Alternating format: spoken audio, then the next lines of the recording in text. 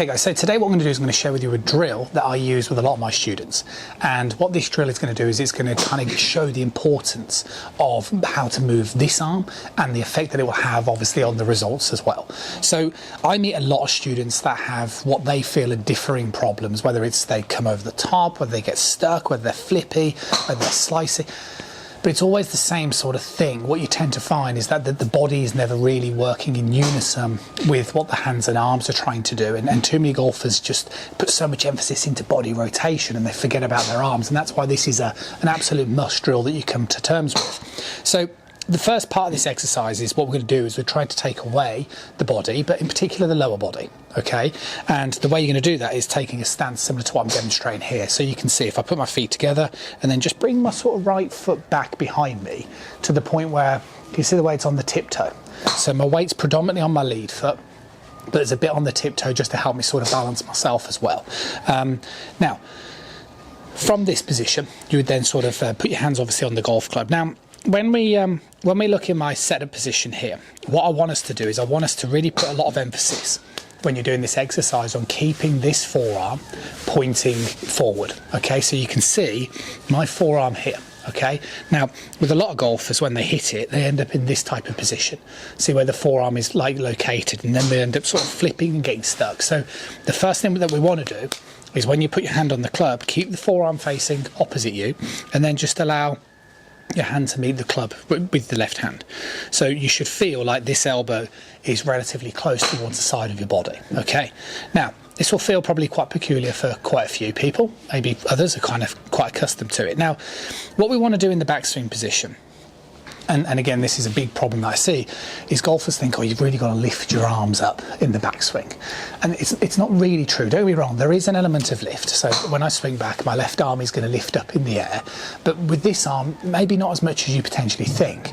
So as I swing back, we take this setup position.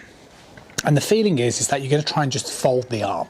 And I actually did this in more detail on a recent video as well, which seemed to get some good response. And I sort of talked about in that video just allowing the upper arm to feel like it stays relatively close towards the side of the body, and then just sort of allow your arm to fold to sort of 90 degrees. And I'm sort of saying the same thing here, because the reason why my club travels so far back is a lot to do with my turn.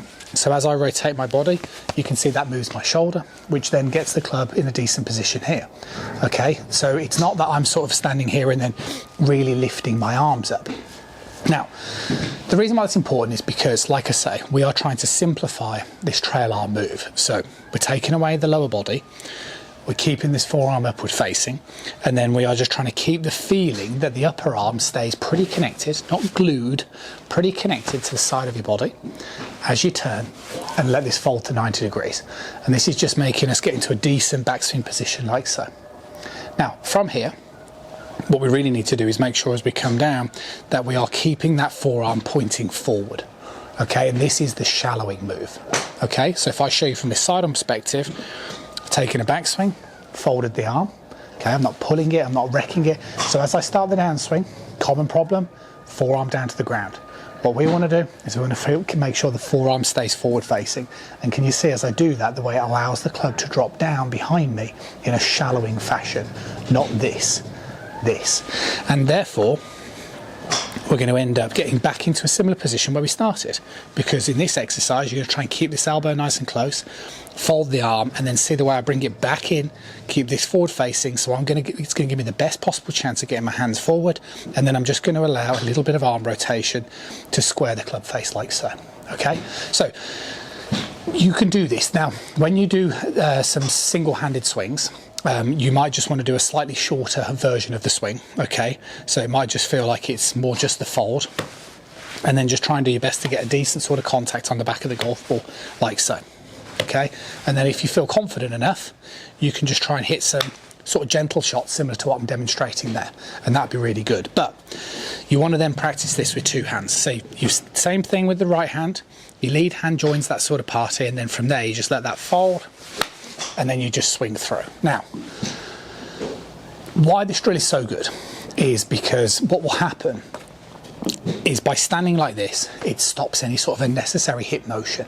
And that's a big problem. When golfers move like this, it tends to throw and cause, you know, see if I move like this way, see it sort of throws the club out in this direction.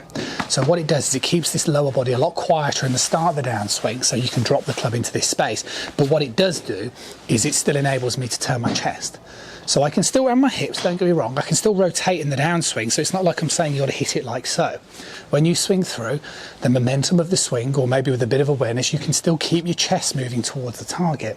But again, your big emphasis here is controlling contact. And if you can control contact, you'll become a good golfer. And if you want to sort of practice this, I do it all the time with students, people that come to visit, we start doing these sort of things with stuff like chipping, maybe to start off with things like pitching, and then obviously you can get the same feeling in the full swing. But if you can understand the functionality of this and stop lifting it up in the backswing and pulling the forearm down to start the downswing, your golf swing and your results will change dramatically. So this stance, forearm upward facing, elbow to the side of the body. Then from there, you're just going to let that arm fold to the backswing, rotate as far as you feel confident with, and then in the downswing, just feel that forearm stays upward facing, and then you can turn through with it. And you're looking for a decent contact each and every time. And I promise you, this drill will make a massive difference. And then as time goes on, you can just reduce it. So here, goes to here, goes to here, goes to here, goes to here, until eventually you can feel that same sort of setup position. See my arm? Fold it, deliver it, consistent contact every time. See you soon.